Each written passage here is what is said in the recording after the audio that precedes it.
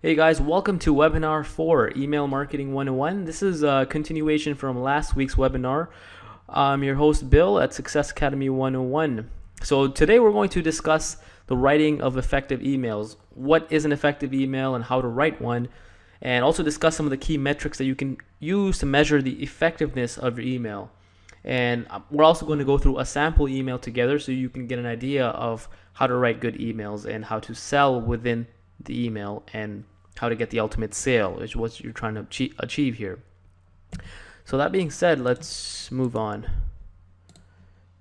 I actually just figured out this felt tip pen thing where I can take notes here or add additional notes to the PowerPoint slides as we go about them. So hopefully this will add some value to you as well. So first of all, what is an effective email? An effective email is an email that achieves this ultimate purpose. Now, the ultimate purpose of an email, like I said, is to drive the conversion or the sale that you're trying to promote. Now, this is going to be after the user clicks on the link within the email that you're sending him or her to, and might be a paid product, and you're trying to get them to buy something, and that's the ultimate purpose of the email. So an effective email will pre-sell the user or the lead to click to land on the offer page and to pull out his or her credit card and make the sale. So there's three key metrics we can use to measure the effectiveness of an email. Now, their open rate, which is the number of people who actually open the email, which I'll get into more detail on how to maximize the open rate. We'll also go through click-through rate, also known as CTR. You'll probably come across these acronyms. So that's why I just throw in the acronyms there, because you'll likely come across these acronyms later on in your internet marketing career. So it might as well get to know them, be familiar with them right now. So click-through rate is basically the number of people who actually click. So the people who are exposed to the email or open the email and actually follow through by clicking on the link. So I'll also discuss how to maximize click-through rates in this webinar.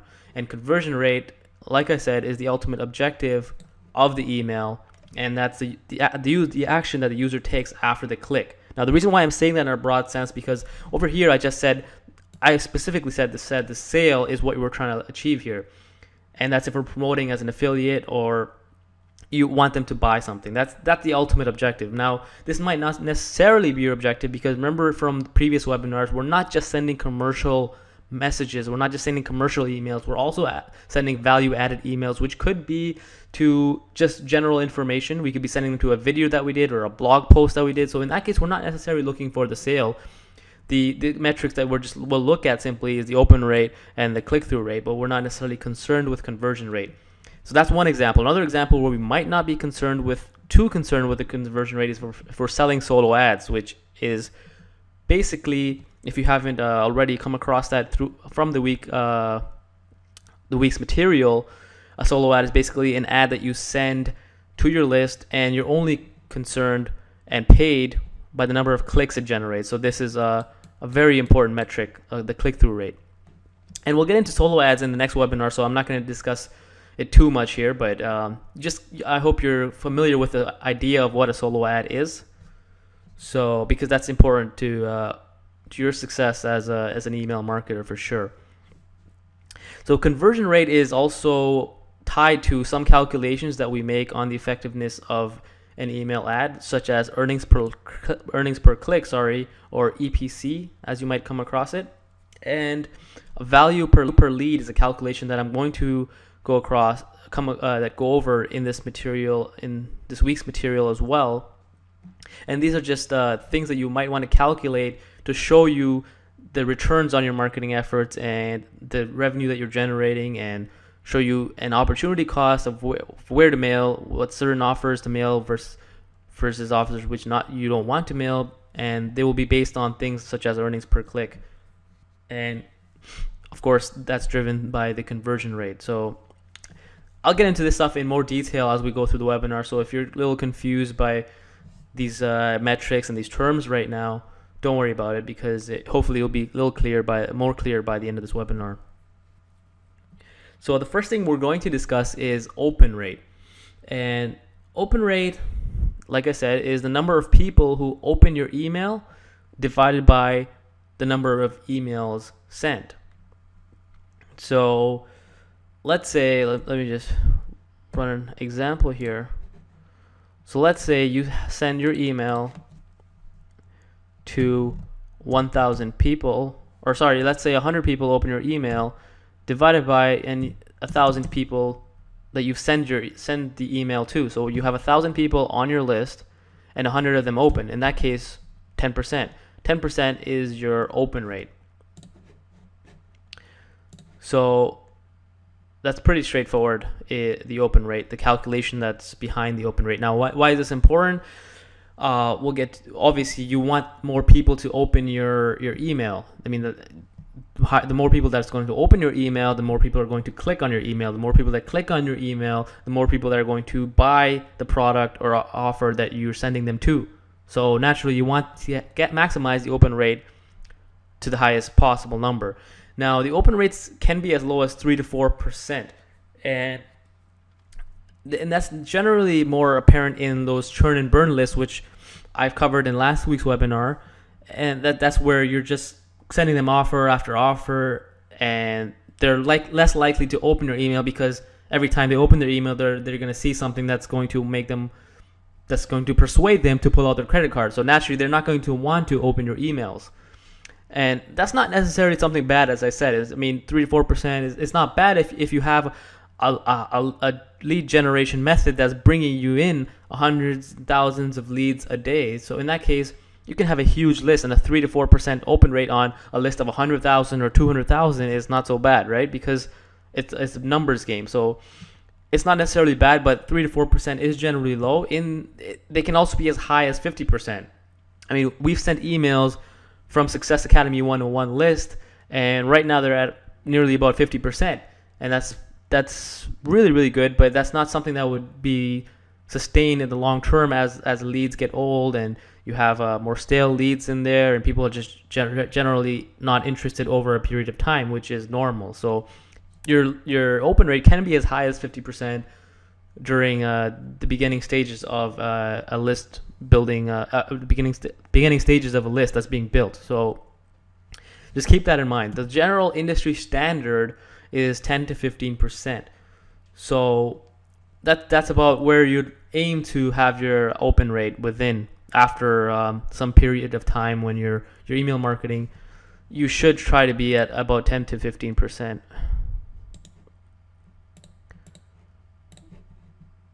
Get my pen back there. Yeah, so 10 to 15% is the industry standard, so I would just try to aim to be within there, and that could be your benchmark that you use to measure the effectiveness of your subject line, is what we'll get into right now. So like I said, open rates, they decline through time and follow-ups, and fresh lists have higher open rates. That kind of makes sense, right? Because when somebody is sending you emails the first time, and you see a couple things that you've actually given them permission to email you, and you see a couple things that they're sending you, they're giving you value, and then you're more likely to open the emails. But over time, as you continuously get emails from them, and you continuously get offers from them and stuff that are require you to spend money, and you do spend some money, naturally over time you're not going to want to open those emails anymore. And that's something that's perfectly normal, so I wouldn't worry about it. It's also, they decline a lot faster if you're going to send them offer after offer and offer. Like I said in the churn and burn list example, like these ones over here, I mean, you're going to have a higher decline, and you're going to face about 3 to 4% open rates, which again, like I said, is not bad if you know how to bring in 100,000 leads a day, which is something that you might be able to do in the future. So like I said, the key point is open rates decline through time. The next item is to mitigate the inevitable drop. Like I said, it's going to happen no matter what. You need to build a relationship with your list. You need to build a relationship with your list, get them to know, like, and trust you. So we call this the KLT factor: know, like, and trust. And those are the most important things you need to do to build a relationship with your list. And those are the most important things that a lead is going to look for when they want to buy from you. Just think about it. If you were given the exact same pair of shoes to buy that you're already interested in, and you say they're Air Jordans, and you want to buy an Air Jordans, and there's two different people showing them to you, and they're the exact same price, the exact same shoe, obviously. Who are you going to buy it from? Somebody you know or somebody that you just met? Naturally, you're going to buy it from somebody you know because you have an established connection with them, a relationship with them. You like them, you trust them. And you're going to buy from that person instead of the person that you don't know. So the same thing applies to email marketing. If you're getting an email from a random person versus an email from a friend or somebody you at least know, like, and trust, and they're both sending you to the same place, you're naturally going to be inclined to buy from the person that you know because you trust them. You're going to trust them that it's not a scam, it's not a ripoff, it's not, it's not bootleg. That's just the power of building a relationship, and that's why it's very important to build a relationship with your list. And that, like I said, that comes by giving them one thing, and this is from the previous webinars, which is value. How do you do this? You provide them with value, whether it be paid offers like valuable products, or whether it be free material and free content. The key is to give them value. Now, going back to open rates, but probably beyond the know, like, and trust factor, I would say just from a strictly marketing perspective, the most important factor affecting open rates is subject lines. Subject lines are probably the most important factor affecting open rates. And subject lines, if you haven't figured it out right now, is basically the subject that you enter into for when sending an email. So before you send an email, it asks for a subject, and you can say, our meeting, our schedule, or whatever that you're trying to talk about. Let's say it's weekend plans. You're gonna write weekend plans. So I'm pretty sure you know what a subject line is. But that's probably the most important factor when it comes to open rates. So the better the subject line gets the attention of your lead, the more likely he or she is going to open the subject line, right? It's pretty straightforward. So, as we said, subject lines can be the make or break factor between a successful and unsuccessful email campaign. Because think about it, if your subject line is not very intriguing or not very effective in terms of catching the user's attention, emotion, whatever it is, they're not going to open the email first of all. So they're not going to be able to click on the link. They're not going to buy the product or offer that you're sending them to. So it's basically the first line that the user needs to pass in order to get to the ultimate objective. So I can just draw this out real quick here. This is where you want them to be. This is the finish line. This is where the offer is. Now, to get there, the user needs to pass the link that you're going to send them to. So this is the link, and the link is obviously within the email. Now, before even reading the email is the subject line. So there it is. So the subject line is what starts this funnel. So the user is somehow, sees the subject line, is either interested in opening the email and seeing what it's about, or doesn't open it and thus does not proceed any further in this funnel, which leads to your revenue. So if once the subject line is thought-provoking or somehow intrigues the user or the lead that you're sending this email to open the email, then the email kicks in, and whether it's interesting content or whether he or she is convinced to click on the link that's within the email, then they will proceed to the offer, at which case they can decide whether they want to pull out their credit card or not.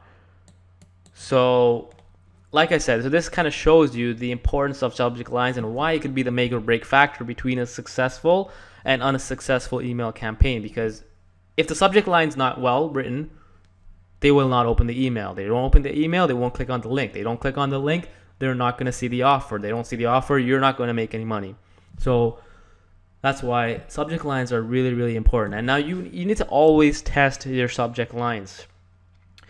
Split test your subject lines. What that means is basically think of what you think would be the best subject lines every single time, and naturally write them. But over time, as you collect data, as you send more emails, you send 10, 20, 50 emails, you'll see what tends to do better. So and always compare them, and see what kind of subject lines, what kind of things you write would actually increase your open rates. And you want to always kind of build off them or reuse them, because remember, you're adding new leads every time, so it's not even a problem for you to reuse them if you know it does well. So you might want to just reuse it. But I tend to always just take what works and I know that has a good open rate, and modify it for my future emails. Take some part of it and see what works there. Like, for example, I personally found whenever I personalize the subject lines, it always increases the open rate. But what I mean by personalize is when I add the user's name specifically, or email address, or some sort of information that I've collected on the subject line, they're going to open it. Their chances of opening it are a little higher.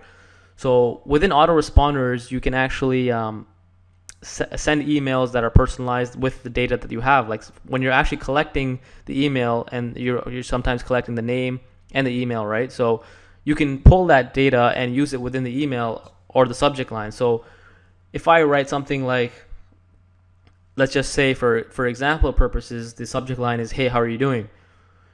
And so that's one. And if I write, "Hey, how are you doing?" Or let's just say "Hey," because writing on this thing is a little hard. And let's just say number one is "Hey," and number two is "Hey," and I write the name. Now this could just be a short code that the autoresponder uses. Now every autoresponder is different. They might have a different short code for pulling out the name that's corresponding to the email address that it's sending to. So this is some stuff you just have to play around with in the autoresponder that you're using. Now autoresponder is Aweber. I think this is the short code for Aweber. Well, it's curly brackets, exclamation mark, name, and it will pull out their name every time you use this within a text. So yeah, back to the example here. Now, if you were to get an email that said "Hey," or an email that said "Hey, your name," was "Hey, Bill," now obviously I'm going to open the email. The subject line that says "Hey, Bill" is going to catch my attention a little more than the email that would just say "Hey." So just something I picked up. You have to test and see what works. So I found that subject lines that are personalized generally increase the open rate of an email. Another thing is, you don't want to use spammy subject lines. By spammy subject lines, I mean, something that just totally catches the person off guard and definitely catches their attention, but has nothing to do with the marketing message or what it is you're trying to do. It's just simply a way of gaming the open rate. But then what that does really is, first of all, like I said, it decreases the overall conversion rate. People aren't going to buy because that's not the reason why they open. This whole process that you're starting here, from the subject line to the email to the link to the offer, should all be related, and you're pre-selling from the subject line. From this point on, you're pre-selling to this point, the final point, which is getting them to pull out their credit card and buy an offer. So you're decreasing conversion rates by using a spammy subject line, and you're also increasing spam complaints. So they might just get ticked off because you said something that offended them, but got their attention, and it's just going to increase spam complaints, which is going to cause you problems in delivery and might potentially get you kicked off your autoresponder and whatnot. So an example of a spammy subject line is something like that really makes no sense. Like, "Hey, I saw you last night," or "I know what you did last night," or "I know what you did last summer," or you know what I mean? Like, I checked out your Facebook profile, and those are things that are going to naturally get the person to put their eyes on, right? If you say something to them very personal and very potentially offensive, they're naturally going to get their eyes on that, and they're more likely to be open it because they want to see, "Hey, what the heck is this? Who the heck is this person? Why are they saying that?" And naturally, you might get ticked off if somebody says something like that to you, and you're likely going to buy less because that's not the reason why you opened the email, right? So those are the things to keep in mind when writing subject lines. Okay, so the next slide here, effective subject lines. So some of the, I just discussed some of the things that you don't want to do when writing subject lines. Some of the things you do want to do is trigger curiosity through emotion. Now, what does that mean? Basically, you want there's two basic emotions of selling, and this relates to any type of selling, really, whether it be internet online products or physical products such as shoes or clothes or water or food or at a restaurant. There's two basic types of emotions that generally are related to selling. So this is very in a general sense, like that's why it's just basically the one-to-one.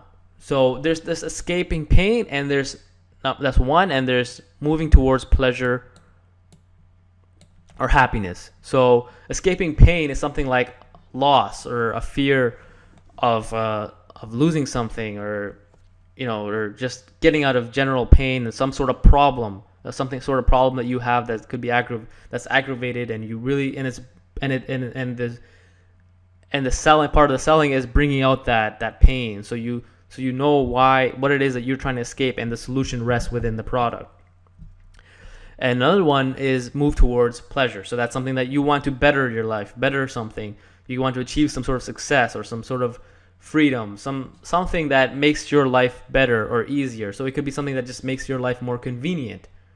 So an example that I can just think of, like I just bought one of those hoses that wrap up into your garage that are made of cloth. Now, something that just makes my life more easier versus the traditional hose, which you have to wrap up and tie and just tangles up, and it takes up more space versus those ones that are really compact, and they're just, I don't know if you've seen them on TV or not, but they basically just come together in a very small space. So that just, there's more utility to that and makes my life easier. So that's the reason why I would buy that. And the reason why I'm giving this as an example, because this relates to any type of selling.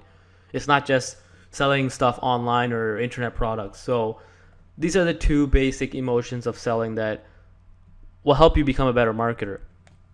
So how does this relate to subject lines? Well, subject lines, like I said, you want to trigger curiosity through emotion. So emotion, you'll want to somehow include these emotions within the subject lines, and that will help you pre-sell the product or the offer that you're sending the lead to. So, and it doesn't necessarily have to be that, because sometimes the more you write in a subject line, the less likely somebody will open it. The subject line, the real selling or the copy of the product that you're trying to sell should be on the offer page.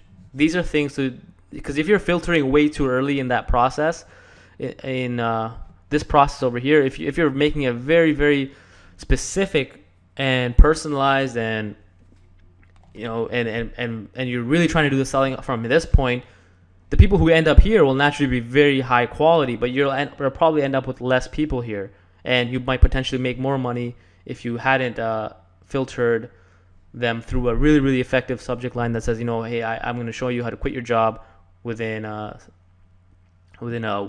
6 months to a year. So that's very, very specific. Now, you don't want to be too specific with subject lines, is what I'm basically saying, because it's very early on in the selling process, and most of the selling that you should leave to is on the offer page, which is right before they pull out their credit card. So things that will trigger their emotion is odd and shocking statements. For example, ask them a question. Ask them we'll go over some effective subject lines later on, but you want to ask them odd, shocking statements, something that will trigger them to want to know more, which is why I say curiosity.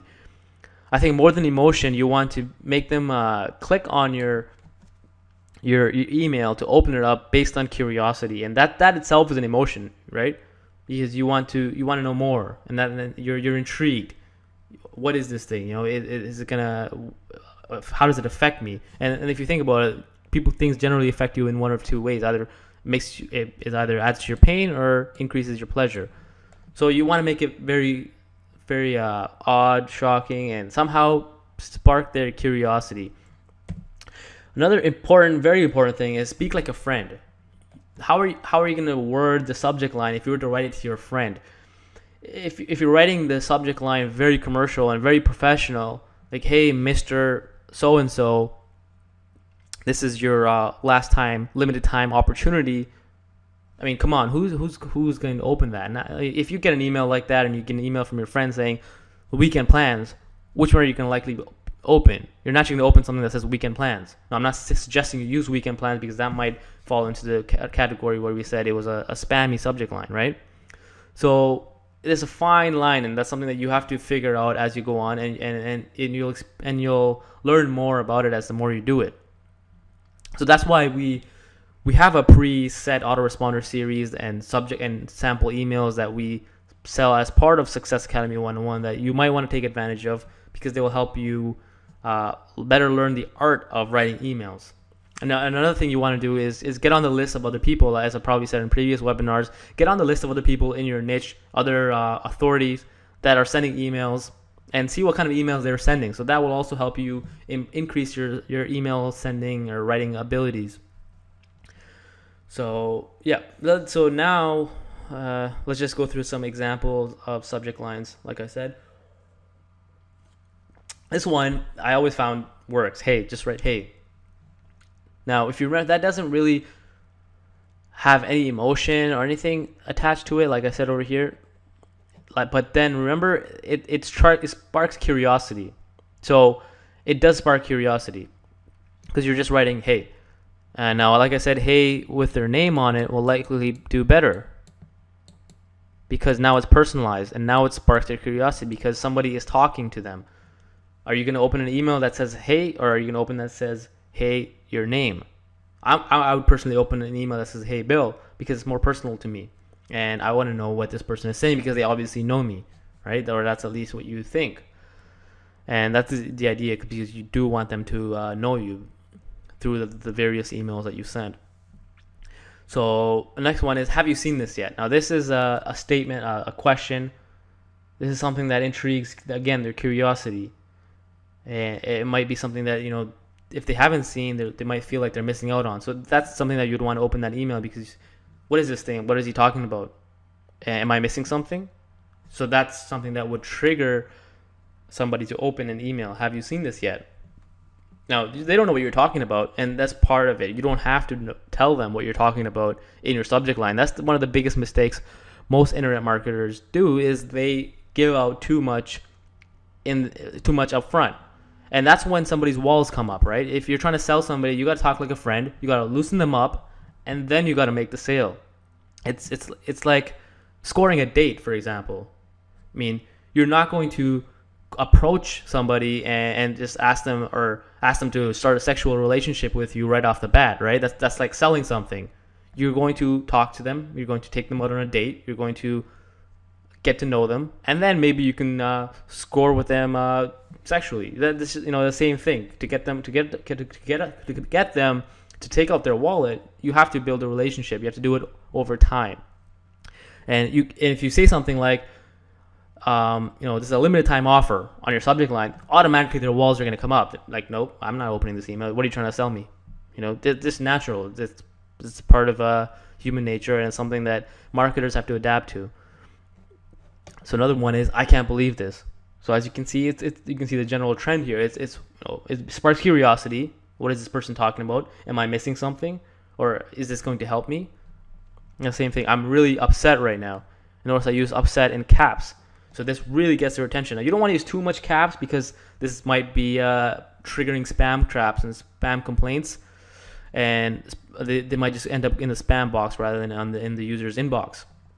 So I just used it in one word. I'm really upset right now. Now, the person receiving this email will want to know it's human nature. Curiosity is human nature. If you get an email like that, you'll likely want to know why your friend or this person that you know is upset. And then you can follow up with that and say, just giving you an example, because now you're probably wondering, okay, how do I follow up with this, and how do I slowly transition this into a sale? Well, you don't want to think of it as transitioning them into a sale. At this point, you just want to slowly transition them into the click, because that's the next process in the email. So let's just to show you over here. Same thing. So this is from the subject line, the email. Well, now you've got them here with an attractive subject line. Next, you want them to click. You want to click them. You want to get them to click on the link. So just think of how you can transition it into a link. Get them to click on your link. So an example, let's say I'm really upset right now. You can say, I'm really upset at all the garbage ebooks that are out there that tell you how to make money online and don't deliver. So I found something that's really, really well, and it's an educational institute that teaches you how to succeed with online marketing from the ground up. Now, watch this video on a free training video that these guys show you, Success Academy 101, and then you're going to link to Success Academy 101. See how I made that transition from I'm really upset right now, which I'm solely focused on trying to get them to open the email without obviously getting them too mad and getting too much spam complaints. And from there, I'm just focused on getting them to click because I've triggered their emotion in the email of all the crappy products and ebooks and systems and one button click softwares that just never work.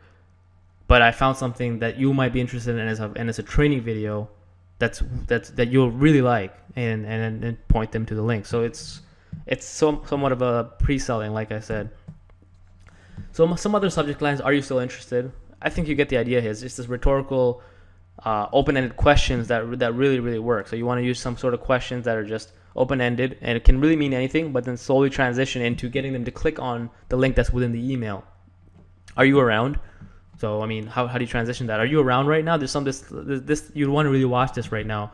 It's I don't know how long this will be up, but you want to see this right now because it's something that you can learn from. It's a training webinar that Success Academy 101 is holding. But obviously that's I'm not saying that, but they'll find out once they click on the link.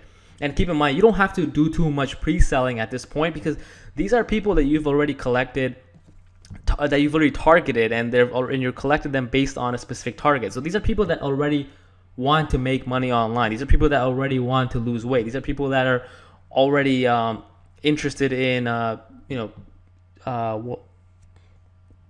beauty products or whatever it is, some other niche. These are people that you've targeted in whatever niche you're in. So you don't need to re-qualify them as wanting to make money online at this point because you already know they're interested in making money online, or you already know they're interested in losing weight. So you don't need to do all that pre-selling right now because, like I said, that's just going to open their walls. They're used to seeing these kind of marketing messages.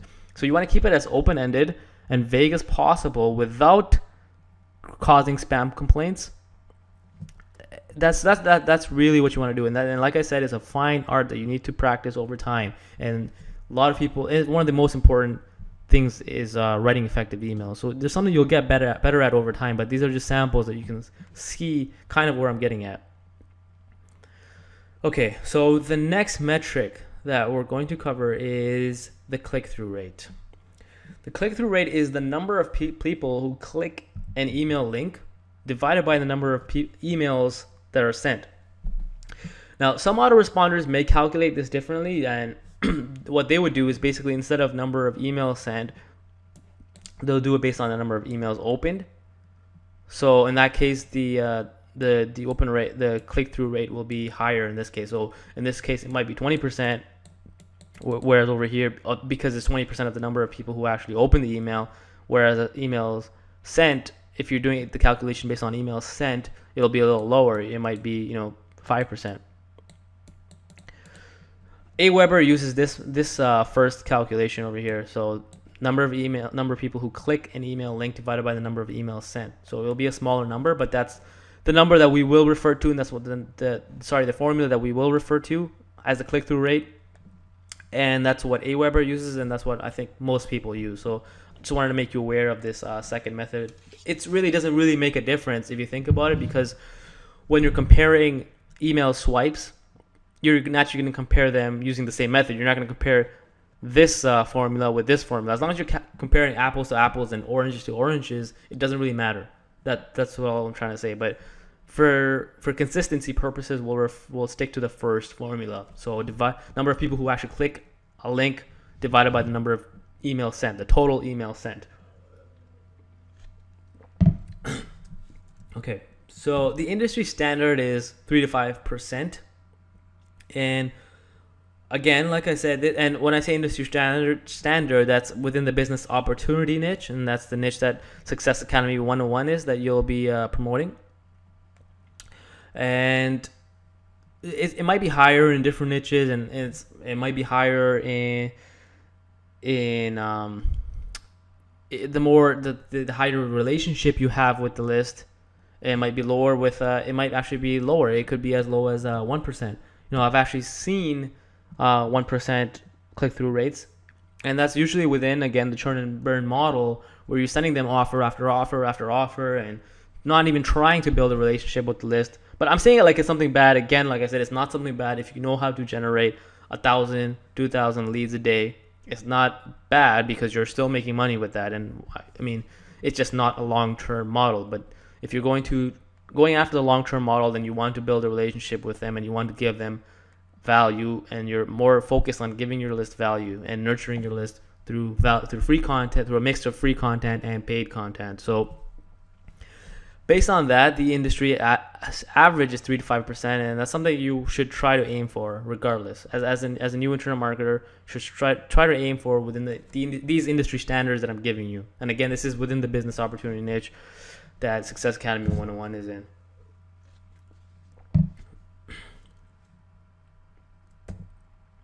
Okay, so click-through rate is obviously important. Like I said, it's just same thing as emails, subject lines, because if they don't click through your link, they're not going to see the offer, right? And if they don't see the offer, they will not pull out their credit card, and you will not get the money. So you want to increase the click-through rate as much as possible, so most people can bypass this, see the offer, and potentially buy whatever it is you're promoting. So click-through rate, again, is a very important metric, similar to subject lines. They're all important because you can't get, your ultimate goal is to get them here, right? Like I said, an effective email is something that drives the conversion, and to get to the conversion, you actually have to see the offer. To see the offer, you have to click on the link, and to click on the link, you need an effective subject line. So again, they're all equally important. And open rates and click-through rate is something that's within your control. As an affiliate, the offer is not in your control because the sales pitch is something that the offer owner takes care of, and that's a whole different world out there. So don't even think about getting there right now, because there's so much more to selling and marketing that you need to know to make a converting offer, because it's not easy to always make somebody pull out their credit card. The most you can do is just target the user. In the affiliate process, what you're doing is targeting the user and getting them to the offer page as many times as possible, and getting them to good converting offers, of course. So the first thing is, the more links you have in your email, the more clicks you're going to get. So if you have 5 links within the email and versus 1 link within the email, naturally, just based on probability, the email with 5 links will likely get clicked on more than an email with 1 link. So that being said, are you going to send an email with 5 or 10 links, or just a bunch of links? Think about it. You probably will not. Number one, because it's going to get triggered as spam. I mean, that's not how a normal email looks. Email service providers will pick that up and think this is spam and not deliver it to their inbox, because a normal email is not filled with 10 links. It's just not normal. And number two, it's not really building a relationship. You're not sending, and remember I said to send emails like you're talking to a friend. So are you going to send your friend with an email with 10 links? No, you're going to talk to them. And if you want to send them something, if you want to send them a YouTube video, you want to send them a Facebook link, you're going to say, check out this and so, blah, blah, blah. This relates to what we were talking about last night, and then send them the link, whether it's a line or 2. You know what I mean? And you're not going to send them the same link 10 times. So think about that. But generally, the more links you have, the more clicks you have. So we suggest sticking with 3 links per email. That's what we do. That's what I do. Is I put one generally after the first paragraph or the intro, where I sort of introduce myself or break down their walls a little and be a little personal. So something like, hey, so and so, hey Jill, how are you doing today? Blah blah blah. Have you ever considered I'm just trying to come up with something right now and it's not working. But you get the idea. So you want to write an intro that basically breaks down their walls. Have you ever considered quitting your job? Have you ever considered making a supplementary income? Now, you would want to shy away from using the word income in that. So quitting your job, potentially, yes, you can use that. The reason why I want to say don't use words like income and dollar and money and freedom, because they don't like. It's because email providers don't like those, because generally spam messages are sent with those kinds of words. So I would refrain from using those kind of words that are going to be picked up. Now we'll discuss that a little more going forward. So after the paragraph and intro, you want to link somewhere in the middle or towards the end before you end it off, and something like, say, watch this video again, or here it is again, and resend them the link, and then say, anyways, I hope you have a great day, and I'll talk to you soon, and then sign off with your name. So that's what I mean by middle. And then one in the PS section, and then say, PS, this won't be up for long, and you put up a link.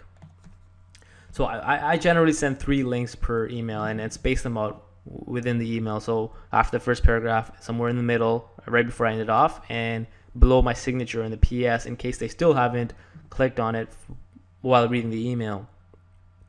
Now, the email, the link should actually be a hyperlink and not just the URL, because they're a little more effective. So what I'm right here, like I say, what I mean by hyperlink is something that generally it's a word or a sentence or a couple of words together, like click here,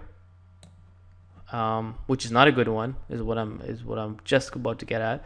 But basically, when it's a hyperlink, you'll notice those words are in blue and generally underlined, and that's what a hyperlink looks like. I'm sure you probably know what I'm talking about right now. Instead of putting in HTTP / Last Success Academy 101, that's more of putting the URL in there. The hyperlinks, the call to action on a hyperlink generally works better, and you don't want to use something like click here and putting that, is what I'm trying to say. And number one, because it doesn't look good, and it is not very intriguing to the person, where the call to action generally works better and probably less looks like spam. And don't use, which brings me to something like click here. Don't use that, because that did work at some point. And the thing is, the email providers are getting smarter and smarter as time progresses, because people who are spamming are getting smarter and smarter, and that because of them, email marketers, legitimate email marketers, need to adapt their methods and their marketing accordingly. So you can't use the words like click here, because most spammers do something like that. So don't use click here. Write something else that intrigues them to actually click on the link without looking like spam. Like something, even if you're going to use something like watch this, might do better than click here, or come here for see this. I'm just avoiding those specific words. It might not be the best way you'd say it in English while you're speaking, but that's fine, because it's just an email. You want them to click on the link, and you got to do whatever you got to do to get them to actually open the email, and which is, in this case, you want to make sure it delivers by not writing spam words that triggers spam box, spam trap. So click here is one of them you want to avoid. So that's not an effective call to action. Effective call to action might be read the rest here, which could be in a blog post, something that you're giving them for free, or watch the rest of this video, which might be linking them to a video sales letter, which is an offer. So, like I said, you want the storytelling is really important at this point in the process. So once they've opened their email and they're reading your email, to get them to click, storytelling is really important. And storytelling is a big buzzword in marketing, and it's not just internet marketing, but marketing in general. People like stories, and stories sell, and that's basically one of the most important facts you'll need to know about marketing. People want to relate to you and feel like they're to be actually intrigued and to address their curiosity, you need to tell a story. And that's just the way the human psychology works, and that's something that as marketers you want to take advantage of. So if you just say, let me show you how to increase your residual income, click here. I mean, that could work, but if it gets through the spam traps, but you're not really saying a story. Now if you say a story like, so Bob, I was out last night and I was talking with my friends, and when my friends came up, I wanted to, they were all complaining about their jobs. I'm so fortunate that I found this online, and send them a link. And then we talked a little more, and they were all jealous of me. I'm not sure what to say, but I mean, should I feel bad, or should I try to help them, but I'm not sure what I'm doing. What do you think? And send them the link. Talk soon. Sign off with your name. P.S. I'd like to help you if you're interested in this. Send them the link. I mean, that doesn't really say much. It just keeps it very basic. It intrigues them. They don't realize they're going into a sales pitch. They want to see what you're talking about because they're interested, because it's telling a story. You see how that sounds? You're more interested because now you're emotionally already invested into the story. So you want to know what is this guy talking about? What did he talk about with his friends? It's just human nature, and it works to the marketer's advantage. Okay, so the final metric is the conversion rate. The conversion rate is the number of people who take desired action, which is to buy or opt in. And by opt in is when you're sending them to a squeeze page, for example. But if you're sending them to just a general article, obviously you're not going to be concerned about the conversion rate. You're just concerned about opening and clicking. Okay, so the number of people who take the desired action divided by the number of people who click or the link within the email. So the people who click within an email, the link within the email is also the equivalent of people who land on the page. So it's the same. You can also calculate the conversion rate based on the people who land on the page, and it should be the same. The number of people who click should be the same people. Should be the same number of people who land on the page. Landing on the page is technically the correct way to measure a conversion rate, but this works as well from strictly just the perspective of if you own both the offer and the email list, you'll try to calculate with here. So, or if the offer that you're sending it to as an affiliate, you can see the number of clicks. You can use either one. It doesn't really matter. But the idea is the number of people who are actually taking the desired action is what you're concerned about. Again, like I said, if you just use one and calculate, if you're going to calculate with one, just be consistent and calculate with that one all the time, so you can measure the conversion rates between two different offers or two different swipes in the same manner. So the conversion rate, what affects the conversion rate? The conversion rate depends on many factors, such as quality of the list, copywriting of the offer. Copywriting is basically the copy or the text that is, or the video that's on the offer page that sells them on the solution that the user or the traffic needs to buy in order to solve their problem. So it's just copywriting. How well do they sell? That's all it is. A copy is text or video selling the offer. That's just a really so a good offer or a good converting offer has good copy. So price also might be a point. If something's $1,000, naturally the conversion rate's not going to be as high as something that's $100 or $50, because the people in that market are a lot less. Not everybody's willing to spend $1,000 on anything, right? So the price plays a point. Email swipe also plays an important part, because if you're pre-selling the offer within the email swipe, your conversion rate will be higher. So if you're going to say something specifically and mention something specifically on quitting your job and attaining a residual income within the email, so long as you don't use too much spam words, and then somebody clicks and then somebody sees the offer, which let's say Success Academy 101 is an example, they'll be more likely to convert, pull out their credit card and buy, because they're already in the mindset. Whereas if you use a general swipe, the conversion rates will be lower, because they although they're already targeted users, are targeted people who are interested in making money online, for example, they're already not, they're not, that switch on their mind is not turned on about making money online. So I'm not saying that that you want to aim for the highest conversion rate, because like I said, you want to bring as many people as you can within the final funnel and the final part in your funnel, which is the offer. So everything else leading up to the offer, if you can make it more filtered, so the people who end up here are higher quality and the conversion rate is increased, or you can try to get the most people in here and try to get the most number of conversions. You see what the difference is?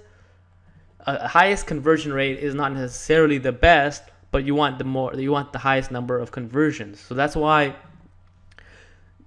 the conversion rate is something that you should not worry too much about, but try to get more people to open your email and click on your email, because these are people that are already targeted. You've already collected a list of targeted people who are interested in making money online. So don't worry about pre-selling them too much. You want to pre-sell them a little to increase the conversion rate, but you don't want to pre-sell them too much where you're limiting the number of people. So what, as an example, would you rather have 100 people land on the offer page? You want to have 100 people land on the offer page, and these are highly qualified people that you've already pre-sold with the subject line and with the email, and have a high conversion rate of, let's say, I don't know, 10%. So that would be 10 conversions.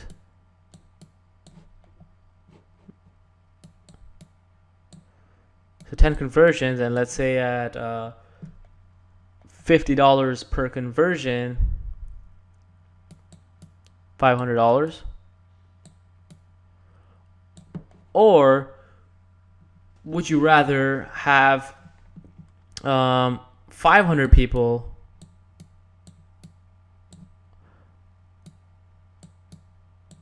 to the offer page with a more effective in terms of getting people to click rather than pre-selling them onto the offer page, and have a lower conversion rate of, let me just pull my calculator here.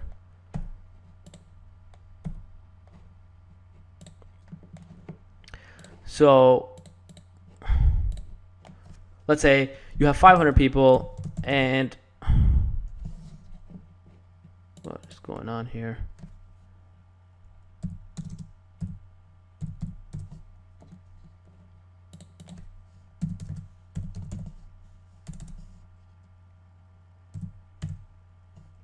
Let's just do this in Notepad. I don't think I'm doing this right. No. Losing my train of thought here. Okay, so this was 10% conversion. Okay. So I'm sorry. This was multiplied by the dollar amount per lead that you're getting. So let's say 500 people. That works. And you're getting 5% conversion. So in this time you're getting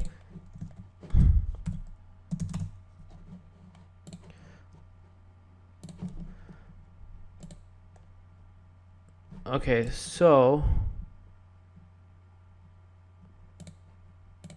this time, instead of because you wrote an effective swipe and subject line that increased the number of people who actually clicked. So this is the number of people who actually clicked. Clicks.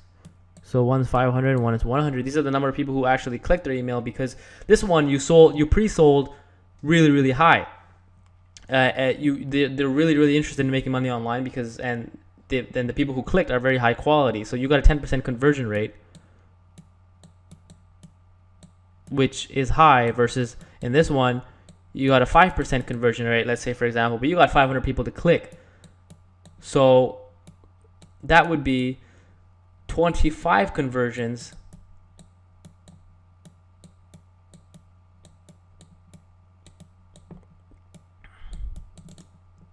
Oops.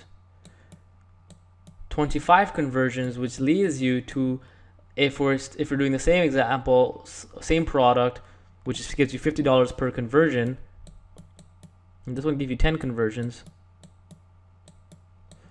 and this one gives you 25 conversions. This one, 25 conversions times $50 is $1,250. So which one was better? Obviously $1,250 is better than $500. So you pre-sold them and you got a higher conversion rate here of 10%, but you made $500. And this one, you didn't pre-sell as much, and you rather played with their emotions and trigger them to click on the link and maximize the number of people who clicked on the link within your email to 100 versus 500, and you got a lower conversion rate, 5%, because they weren't pre-sold on it. They weren't, their make money online switch wasn't turned on. You know, their problem of not having enough money wasn't turned on. Their problem of looking at the scale on the number on the scale wasn't turned on because they want their weight loss problem wasn't brought in front of them. You got less people who to actually buy the solution. You got less percentage of people to buy the solution, but overall you got more people to buy because you just got more people to land on the offer page. You made more money. So that's what I'm saying. The point of this was, it's not necessarily the best to have a high conversion rate. You want to actually increase the number of conversions. So number of conversions is more important than the conversion rate. Make this clear here for you, because that's really what I want you to take away from this. Number of conversions is more important, so greater than conversion rate. So don't be too concerned with the conversion rate, because you want to increase the number of people who open your email and click on the links. Now, of course, you do want to, it's just a happy medium that you have to achieve, is what I'm trying to say. So the conversion rate is, obviously you want to have it high. I mean, I'm not saying you don't want to have the conversion rate high, but that's something that's dependent on other factors, such as the quality of your list. So and that's affected by what kind of value you're providing it. You know, are you just bombarding them with offers? It's, again, the copywriting of the offer, the copy of the offer, if it's well written copy or not, is gonna trigger them to buy, whether they were pre-sold at little or more. Price and the email swipe. So these are all things that affect conversion rate. Industry standard for paid offers is about 1 to 5%. So obviously, like in this example, I used 10% because that was an exaggeration of really, really high pre-selling on a list that clicked and were ready to buy as soon as they clicked, because you did such a good job selling. But it's not your job to sell too much there, because you're limiting the number of people who go through that funnel. So you should aim for something around 1 to 5%. Then you know you're doing a good job. 5% is a really high converting offer. So that's very, very high, 5% conversion on something that's paid offer, where they actually need to pull out their credit card and buy something. And 20 to 40% for opt-ins is generally the benchmark that you should be looking for. And that even if you're buying email ads, if you're buying solo ads, 20 to 40% is reasonable. Anything lower than that is probably not too good, and anything higher than that is really, really good. So by opt-ins, I mean if they're landing on a squeeze page, this is probably the average for that. So that's also an important number if you're buying email ads, which is what you will be doing, and we'll cover in the next webinar on how to purchase solo ads to build your list. And 1 to 5% for paid offers. So just if you're within those numbers, then you're fine. So that's all. That's some stuff that you know you're doing a good job. Okay, so next on our list is earnings per click. Now, earnings per click is just a formula that you can use that's very important in affiliate marketing, because it'll help you make very, very important decisions on what you market for, where you send your marketing, what kind of stuff you promote. So earnings per click is calculated by dollar value of revenue divided by the number of people who click on the email link. Now, this is almost the same thing as a conversion rate, right? See, let me give you an example. If you go back to this example here,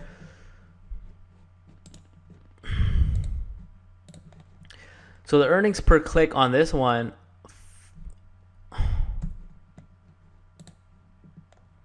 oops.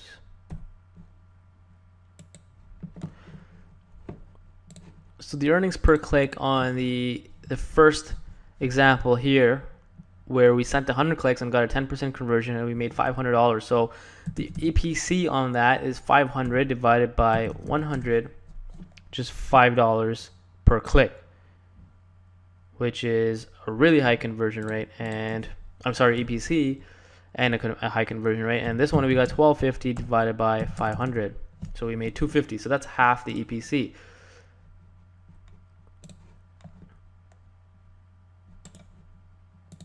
So I'll just write it on this slide just as a continuation, but we'll carry forward on the next slide. So on this one, we said the EPC was $5.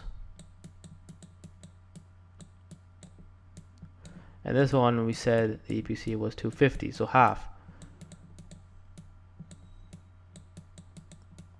So when we first look at it, we're just gonna think high EPCs, and we're gonna think this one is better than this one because this one's $5 EPC, but this is $250 EPC. But in reality, we sent less clicks here, and that's why the EPC is higher. So it's not a fair comparison. So what you want to do is ideally you're going to send the same type of swipes, and you're going to try to maximize the number of clicks. So over time, your swipes should not be that different that the EPCs get they change this drastically. The swipes and the links that you send and the subject lines that you send should over time obviously kind of be the same, so you can generally make comparisons between EPCs, or earnings per clicks, and conversion rates of different offers. So this was just an example that I gave you to make you understand that conversion rate and EPC is not the be all and end all. That's not the ultimate thing that you need to measure. You also need to make sure you're maximizing the click-through rate, you're maximizing the open rate. That's what I was trying to get at with this example. But because those will be similar over time, I mean, you're not going to send hugely different swipes and hugely different subject lines that drastically change EPCs like this. Generally, they'll be the same, and you can compare conversion rates between two different offers and EPCs between different offers, so you know what to send them to. So that's why it's important. EPC is important, conversion rate is important, because it tells you the value of the specific offer you are sending traffic to. So if offer one, let's say, gives you $1 EPC, and offer two gives you 50 cents EPCs, or earnings per click, then what does this tell you? If you're sending the similar types of swipes, which is what you should be doing, naturally will occur over time. What it tells you is offer one is higher converting, has a higher conversion rate than offer two. So if you have a choice between sending to offer one and offer two, you should send to offer one, because you're going to send the same number of clicks, assuming it's the same swipe. You're going to send the same number of clicks, and you're going to make $1 for every click that you send to that offer one, whereas in offer two, you're only going to make 50 cents. So there's an opportunity cost here that you can calculate with earnings per click, and you know which offers to send to, because you want to send to the offers that give you the highest earnings per click. And highest earnings per click and the highest conversion rate, they're correlated. So this is a very, very important formula that you will need to know, earnings per click and EPC, because it will tell you where to make the most of your marketing and how to make the most money by sending to the best converting offers. So you can see why it's really, really important.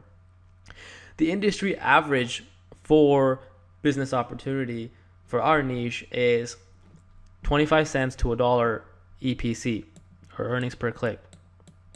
So $1 is really high. If you're making $1 earnings per click, that's really, really good. And the offer has to be really, really high converting. You know, I've seen $1 EPC, so it's not something that we'll never see.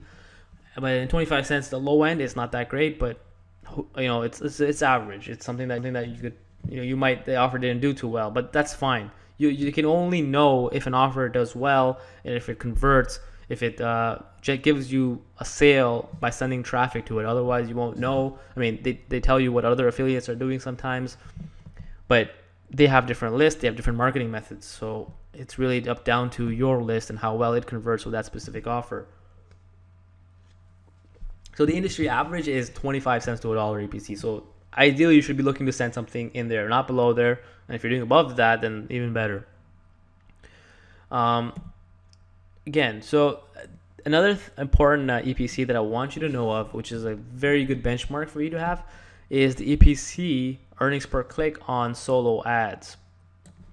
Solo ads, again, are email ads that you send for somebody else. So somebody will pay you to send an email on their behalf or to your list that goes to their squeeze page.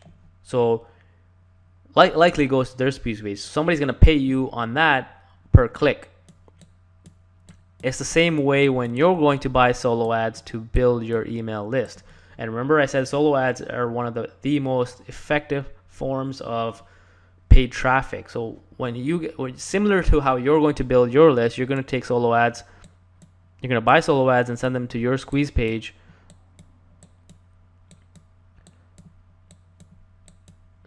You send it to your squeeze page and then the offer. So if you remember from the affiliate process, and you're also going to collect the lead, which is the email. Let me just show you the affiliate process again. Whoops.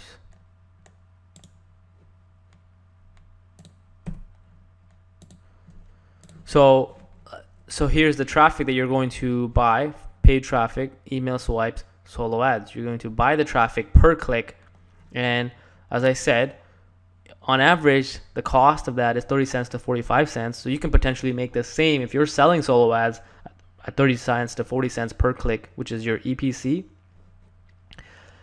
Like it's going to go to, so if you're selling solo ads, you're going to pay somebody's going to pay you to run a solo ad for them, and you're going to send the traffic from the people who click on your email to their squeeze page, and they can do whatever they want from there. You know, they're going to try to capture the lead and send them to the offer. So the same thing that you're doing, and you can make about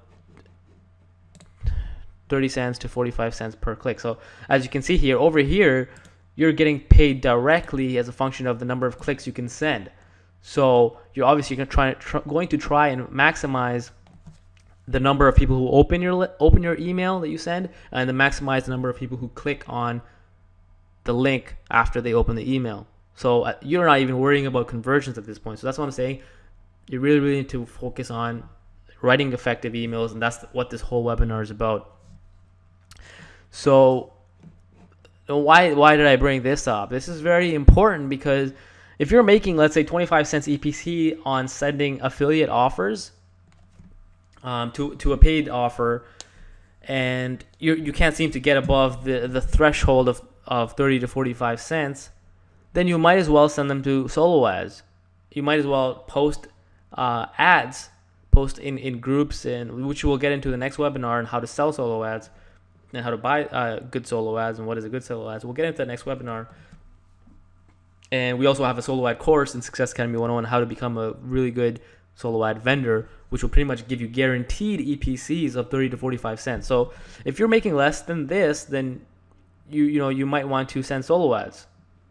So because you'll get a higher EPC. But obviously the side effect of this is you're kind of giving your leads to somebody else, and they're going to do the same thing and send them to other offers that they will potentially buy from that are coming from your leads. So it's diluting the quality of your list.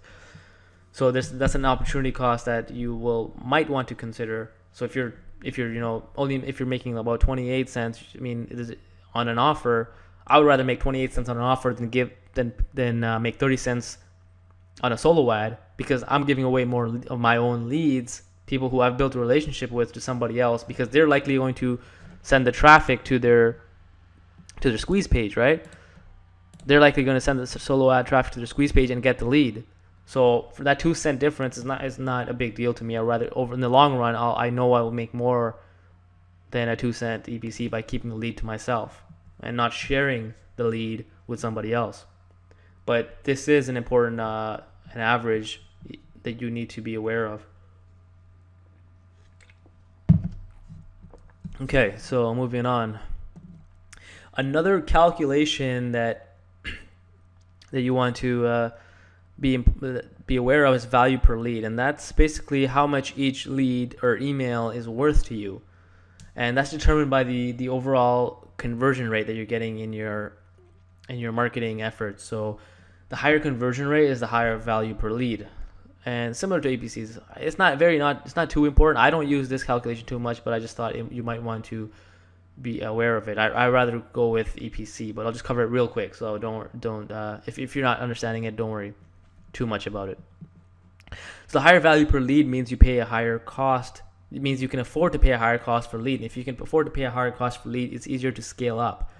So let me just the best way to demonstrate this is with an example,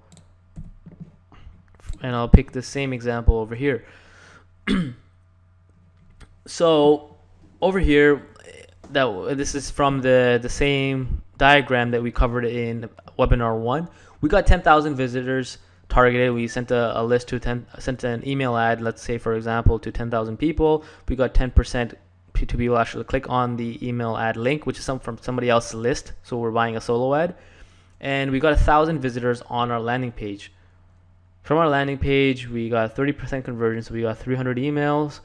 And from those 300 people, 15 people bought our offer immediately, and we still have autoresponder series that will go out and make more people buy over the long run. So the value per lead is the total amount that you can get out of total amount that you're going to sell from this specific ad campaign over the life of the lead. So over here, for example, we made a loss initially.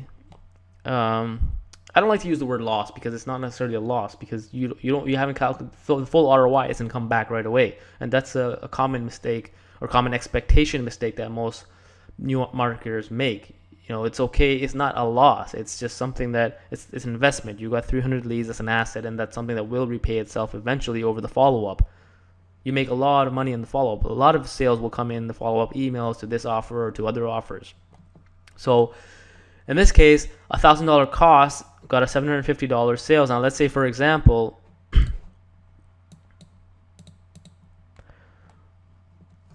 over the life of these 300 leads, we get another, let's say we get another about 10 sales.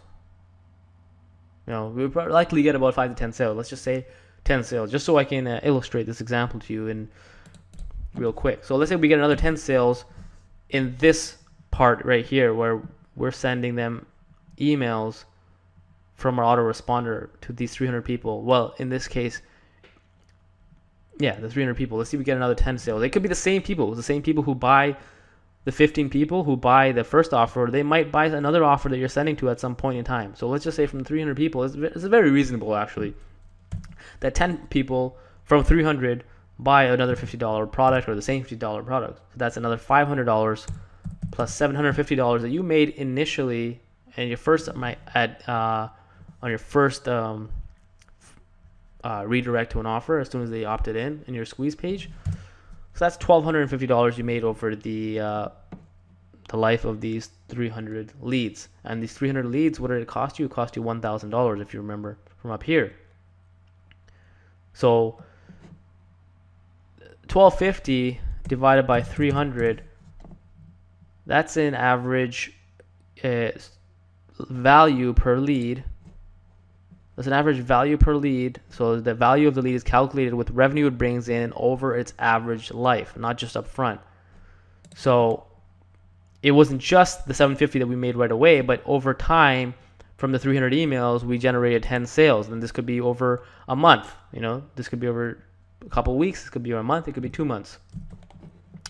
The point is, it's over the life of the lead. And we generated about $4.17 per lead. So again, that calculation is $750 we made up front plus the $500 that we made with our follow-up sequence from the emails that we sent to the leads over their life, whether it be a couple of weeks, a month, or 2 months. So that's $1,250 divided by the number of leads, which is 300. So about $4.17 is the value per lead. So why is this important? Because the higher value per lead means you can pay a higher cost per lead. So you want to compare this with the cost that it costs you to get those 300 leads. So 300 emails divided by the cost, which is 1,000, is a pretty straightforward calculation. It's 30 cents per lead. So if you're getting $4 of value per lead and it's only costing you 30 cents, are you willing to pay more for more leads to scale that up? Of course you should be, because now you can scale it up and get more leads and make more money, and you're willing to pay more per lead. So that's why it's important. But this is not a very important, again, like I said, it's not a very important calculation that you need to worry about. I don't personally worry too much about this. I'd rather use earnings per click. It's just a little easier to calculate, because sometimes it's not as easy to calculate the value of a lead over its useful life. But overall, you'll know when you're being profitable, and most likely you will be. So I just wanted to throw that in there. Okay, so in the anatomy of an email is generally in this format. It's a problem, and then there's a solution, and there's a call to action. The call to action in an email is just the click. It's, like I said, you want to maximize the number of people who actually click the email. The problem is something, you can, this is a very well pre-selling in an email. The problem is something that aggravates them. Like I said, good marketers, they actually try to aggravate or irritate the target with its problem. That's really, really good marketing. Something, I'm tired of all the crap that the gurus send out with, try to make money online quick. That's a problem. And then the solution is, give them something, a legitimate training program like Success Academy 101, which teaches you how to market online from the ground up. And let me show you. That's the backbone or foundation to any type of selling. So if you're going to sell within an email, it's the same format: problem, solution, call to action. So subject line we've gone through very well. You want to make it intriguing but not spammy. I'm not going to cover that again. So the first few sentences are very critical because you want to lower their guard. If you start off saying things like, have you ever wanted to let me, or you know what I mean? For example, this is a limited time offer. Again, I'm going to go to that very extreme example where the first few sentences, I have a limited time offer for you today. It's only $9.99. I mean, come on, who's going to look at that and actually continue to read? Because why would somebody intentionally be attracted to paying $9.99 for anything? You have to break their guard by saying, hey, how are you doing? I hope you're doing well. And tell them a little story. My kid's not doing well today, but guess what? I wanted to get on the computer to show you this. It's very personal. It builds a relationship with them and lowers your guard. So I hope you can see what I'm saying there. Very important, very important. One message per email. Don't send multiple messages or try to promote two different offers in one email. When you're sending one email, stick it to one campaign and one message. It's just not going to work because it's not going to be. You won't be able to measure each the effectiveness of each campaign or two different campaigns or two different offers when you're sending it together in one email. Just don't do it. Stick to one message per email. And have a clear call to action. The call to action can't be vague. You want them to click on the email. So the extreme example of this with a clear call to action is click here, right? So why did spammers use that? Why do they use click here? Because it works. People are going to click there when you tell them to click there. It's a clear call to action. But obviously, like I said, you can't use that anymore because it's overused. And that's the thing with marketing. You'll realize the more something gets used, it'll play out over time, and you have to adapt. Because it's overused now, spam is considered spam. So you have to be a little more creative. Watch this, go here, this is for you. Whatever, you can't use, it has to be clear. It has to be very clear that what you want them to do. You want them to click on that link. So another thing which is very important to any type of selling is injecting scarcity or more emotion, which is trigger their curiosity. So you can say this video might not be up for too long. It's sometimes like, for example, if it's a trial membership that they're getting, it might not be up for long, right? The owner of the offer might decide, no, this is a limited time offer. You have to say things that are going to make them take that action now rather than later. So have some sort of scarcity that if they don't watch this now, they're going to miss out on it because they want to have dinner first and then watch it. When you have them, you have them. You have to make them follow through, and do that, you need to inject some sort of scarcity or make them more curious. Make them so curious that they have no choice but to click on that link. So you want, you want to say things like, you won't believe what's on this page. I'm really shocked.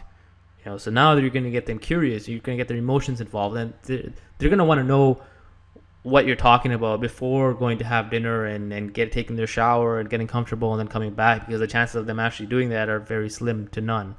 So use those kind of words that inject scarcity and provide more emotion, like curiosity.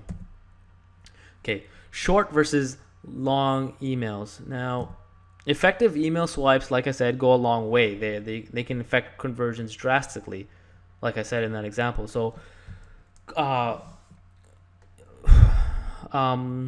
yeah, it's very, very important to write quality email swipes, and it's almost a form of copywriting. It's just the text within the email is like I said, pre-sells them into the offer and gets them in that selling mood and gets them curious, first of all, to actually see the offer. So it's an art. It's an art. Marketing is really an art, and it's something that you will perfect over time. So don't worry about it too much. It's something that the more you test, the better you're going to get at it, simply because you have an autoresponder. That's what an autoresponder is for. It's to show you the results, the open rates, the click rates of your different swipes, of your different methods, of whatever words you're using. That's why you're going to get better. I'm not just saying you're going to get better because you'll see what works and what doesn't work, and that's what an autoresponder does for you. It's really important. That's why an autoresponder is very important, because it'll help you get better. So some of the things that we're going to obviously share with you, the whole point of this is so we can share with you based on our experience what works and what doesn't work. So from my experience, I found that longer copy is more effective to increase the conversion rate, because with the longer copy, what you're doing is pre-selling. I mean, how much can you talk vaguely for a long period of time? You can't, right? I mean, how much can you beat around the bush? If you're going to write a whole essay, you can't beat around the bush for a whole essay. You're going to have to get to the point. What are you talking about? And make some valid points. So a longer copy is more effective to increase the conversion rate because you're pre-selling. Remember how I said you can increase the conversion rate by pre-selling in the email? It can increase and the APC, but it doesn't necessarily maximize the total revenue, because if I see a long email, the first thing I'm going to want to do is, okay, I'm going to read this later. I don't have the time to read this. I'm not going to read this now. And that's natural. I don't want to read long emails for no reason. Especially if I know where it's coming from and I know what he's going to say. I mean, if somebody's getting continuous offers from you and writing from you, like, it might even be valuable. But if I see something long, I'm like, nah, I just don't want to read this right now. I have many things to do. So that's why I found short emails, to the point, very curious, intrigues them, catch their emotion, are the best. Those are the best emails. You want short, sweet emails that just get them to click on the link. That the ultimate objective is to make the sale, but like I said, the interim objective is to get them to click on the link. And if they see a long email, that hinders that objective. They're not going to read the email even, so they won't even click the link. So like I said, short emails are what I found to be more effective. Now, within that, so yeah, that's basically what I'm saying. So one of them is storytelling and copywriting, which works. And you can do that in a short email. There's no reason why you can't do that in a short email. And I likely gave you examples while speaking here, saying things like, I was with my friends last night, and I just wanted to, and a conversation came up, and we got in an argument, and I was just telling them how possible this is, how possible it is with to succeed online with affiliate marketing. Watch this. That's just, it built a small story. So then you gave the link, and obviously that's not a full blown example of a swipe, but that's the beginning. And that works. That's very short and to the point, and affects their emotions quickly. So a short email that triggers emotions quickly can also be done with storytelling. It's got to work in combination. So more clearly, there should be plus. This is what I want you to do. They are conflicting, but they can work mutually, is what I'm saying. You want to do both. You want to do storytelling, which is a form of copywriting, and you want to do trigger people's emotions quickly. And that's the sweet spot. It's the real sweet spot that you want to get. This stuff is fun. The more you do it, trust me, the more fun you'll have doing it. It's like anything. Okay, so yeah, like I said, long emails don't get read. When I see a long email, I don't like to read them, because I just don't like reading stuff that I don't need to read, that I'm not, it's not bedtime reading for me. Emails are short. I want them short, to the point, and they should be directing your traffic to your offer, to your blog, to whatever it is that you're sending that's adding some sort of value. And of course, you need to trigger my emotions. You need to get me emotionally connected to actually do that. So you guys, hopefully you're getting good with this, and now you're getting an idea of what a good email is. So let me just go through an example email swipe with you so you can visualize what a good email looks like. And a good email, again, is an email that helps you sell. Okay, so the subject. Are we in the same course? So as you can see, this is very vague. It has to be vague. Why is vague good? Because it triggers emotion. It triggers curiosity. Now you want to know, am I in the same course? Or what is he talking about? What is this? But you're not really talking about selling anything. You're not talking about selling a course here, because automatically you're not going to open it then. So are we in the same course? It triggers curiosity. Because it's very personal too, because it's something that you might be a part of. It's very personal. Okay, first line, hey, name. Now I personalized it. I didn't just write hey. I personalized it, so they're still connected, because now I'm speaking to them. I'm saying their name, and I've collected their name when I've collected their email in my capture page, right? So why would I not leverage that to my advantage? Of course, I'm going to leverage to my advantage. So this is personalized.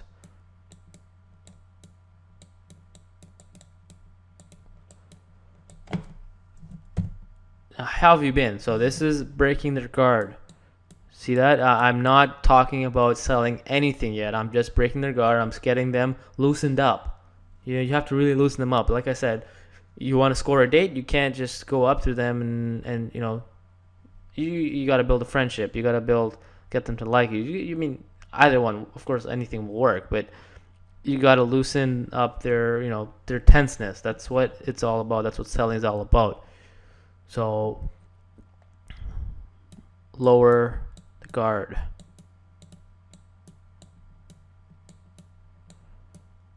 This pen thing is really helping. I'll leave them all on and upload them with them, so you can use these notes as well. But of course, I recommend you take your own notes if it helps you. So how have you been? Quick update. I'm now enrolled in Success Academy 101. So you're kind of this email, it does pre-sell a little bit, so some people might just say, okay, I'm not interested, but some people might want to know, what is Success Academy 101? But the fact that I mentioned Success Academy 101 and I'm sending them to an offer which will, when they click Success Academy 101, they'll be more pre-sold. They'll be more likely to make that conversion. Like, so the same thing that we're saying. Are you registered here yet? Big question. It's a question that sparks curiosity, and it's very personal. They want to know, am I registered here? It triggers some sort of emotion and curiosity. And this is a link. This is a hyperlink that I said. See, it's blue underlined, and it's going to link to the offer. In this case, the offer is Success Academy 101. So it's going to land them on Success Academy 101 page, which is going to sell them on our course. Are you registered here yet? The students are making great progress, and I can sure attest, because now you're speaking about yourself. This is a story. You're telling a story, right? It's the same thing. You're engaging the story and the copy within this email. So this email is somewhat pre-selling. It's not maximizing the clicks, but you are doing certain elements here to maximize the clicks by using these kind of questions, these vague questions that are linking, that sparks your curiosity. They want to know, am I registered somewhere that I potentially don't know about? I mean, it is a little confusing. It might be a little misleading, but remember what I said. These are people you've already captured that are targeted on and are interested in something specific. They're already interested in making money online. So when they see Success Academy 101, they'll naturally somewhat be interested, because you're not just throwing darts at nowhere. You have a target. Okay, now I think this is the right course people like us need. Again, it's very personal. Watch this no obligations training. So this is something that, so they're going to think that, this is a very well pre-sold email. So the conversion rates will be really high with this swipe. You might not necessarily get the most people clicking, but the conversion rates will be high in this. So watch this no obligations training, and they're going to think, okay, I'm not obligated to anything, and they'll click. Now, the reason why I used no obligations, I could have used the word free, right? But I did not use the word free. Free and no obligations essentially means the same thing. The reason why I didn't use free, if you guessed it by now, is because it's a word that spammers use. It's something that spam traps pick up, and something that would potentially not inbox as well if I use the word free. So instead of using free, I use no obligations. So you notice I didn't say anything about making money online here, or some sort of using words like dream and success, and those are things that I avoid, because just like the word free, and it's easy to find something, a synonym. So no obligations, it's the same thing as free, but does a job and doesn't get caught in spam traps. Tell me what you think. So I'm leaving it on a personal note, and I'm trying to encourage two-way communication. An effective responsive list, it has two-way communication. They will respond to you. They'll if depending on how many leads you have, you can respond whatever you feel. How it depends on how high quality you want to build your list. So I end up being very personal. Sign off with my name, and then P.S. I add another link. I can help you get started this week only. See over here what I did? Inject scarcity. I told them, I might be only free this week. I don't have too much on my schedule. I could have elaborated on this more. But I'm injecting scarcity, because now they'll want to know, okay, if this is something that's time sensitive, so I need to click on this link. So here it is again, 3 hyperlinks, like I said. So now their chances, I added one right in the beginning, right after the introductory paragraph, where I lowered their guard, one in the middle towards the end, and one in the PS. So this is just an example swipe. So this is very well pre-sold swipe that pre-sells them on the Success Academy 101 course. Again, we do have email swipes and autoresponders that pre-sell Success Academy 101 that are part of that are in the members area that you can take advantage of. And I'm not too sure what the cost is right now while I'm recording this, but it's something that will help you, because you're not you don't have to worry about what works and what doesn't work. And as you can see from this webinar, it is a complicated, not complicated, but it's something that you do need to perfect over time. Okay, so now I'm just going to go over some just basic stuff. It's going to be real quick. The webinar is almost over. I know it's been a while, but it's just some basic stuff that you need to do that relate to list building and sending emails. So first one, know, like, and trust. You want them to know, like, and trust. And I went over this briefly before, the KLT factor, because it increases the value of your list, and the higher your list quality, the higher the conversion will be. So some things you want to do to make people know, like, and trust you, and is be yourself. don't try to be somebody you're not, because that's not going to help you. And people are going to see through that, right? Talk like yourself. Don't try to be somebody you're not, and because people will see through that, and it'll come very unauthentic. And if you appear to be unauthentic, people aren't going to trust you. You're going to think of you as a fake, and you don't want that. You can be yourself, talk like yourself. You'll naturally attract people who are like you and who will relate to you and relate to your stories that you tell, and they will buy, because you'll naturally attract those people. So, again, don't be fake. People will see it. It's something that you can't hide.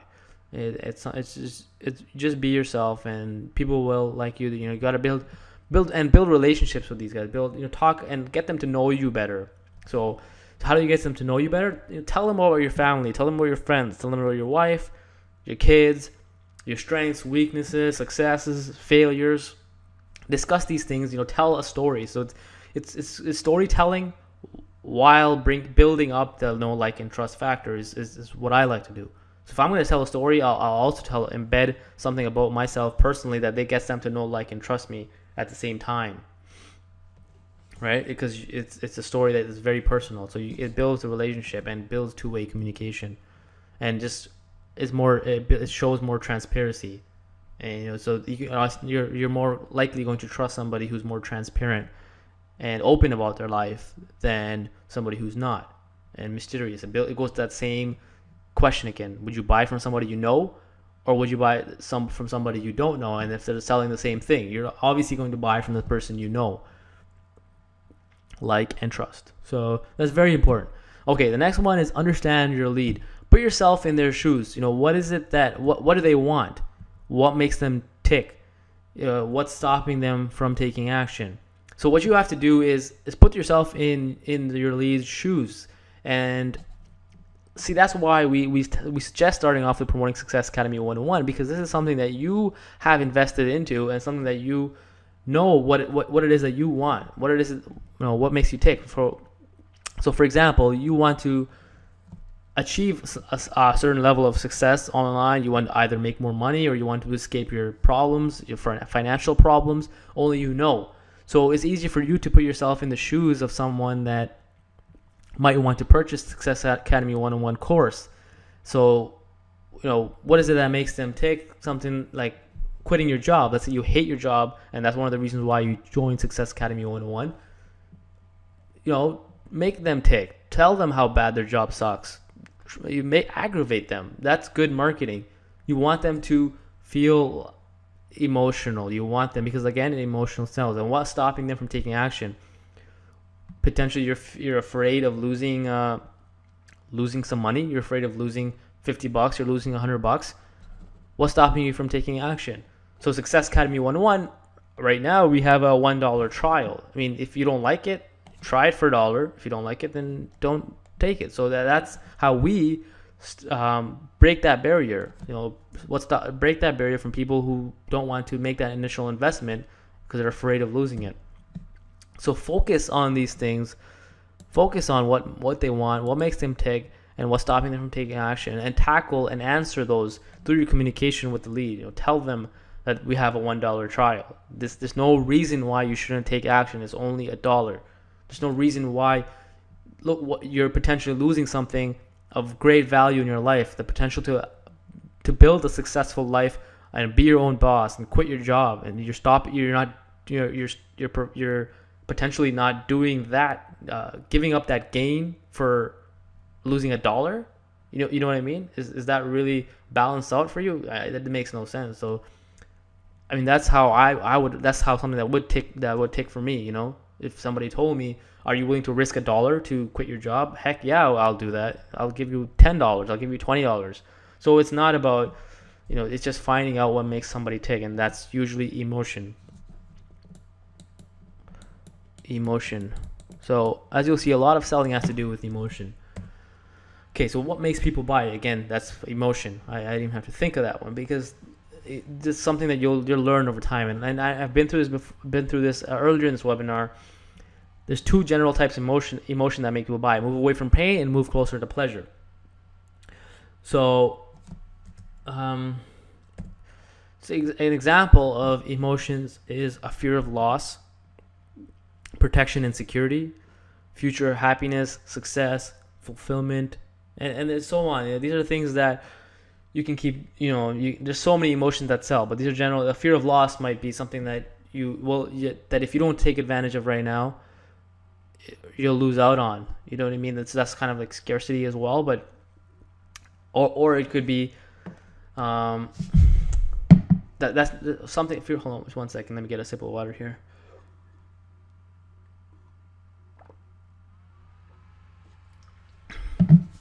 Okay, so fear of loss might be a potential opportunity or somebody, or you can, it could be somebody taking advantage of you. If you do know that, let's say you're promoting a loan or a loan, did you know that the current loan you're paying way too high interest?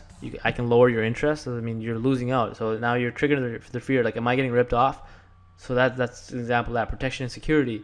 That's the basic necessity of life. Everybody wants protection and security. Somebody is your home on foreclosure. This is something that we can make you money. Are you in debt? These are things that trigger security, protection. Basic emotions, basic necessities of life. Now somebody else might be looking for future happiness. They hate their job. They want to be very successful and they want to be fulfilled, and they want to achieve higher. So that's something that you have to trigger. Their emotions. Like, sell them the dream. You have to sell them the dream life that they've imagined, that they want, that brings them happiness, that brings them success, that brings them fulfillment. So you got to talk about these things, and this specifically relates to our niche, which is business opportunities. Promise. You can, well, not promise, but you can sell them and make them picture the successful life where you can work where you want, when you want, when you're working for yourself online. You're not stuck in a cubicle. I can go out. I'm recording this webinar. I can be in the middle of in a beach right now, because that's where I choose to work. Is that not beautiful? Of course that is.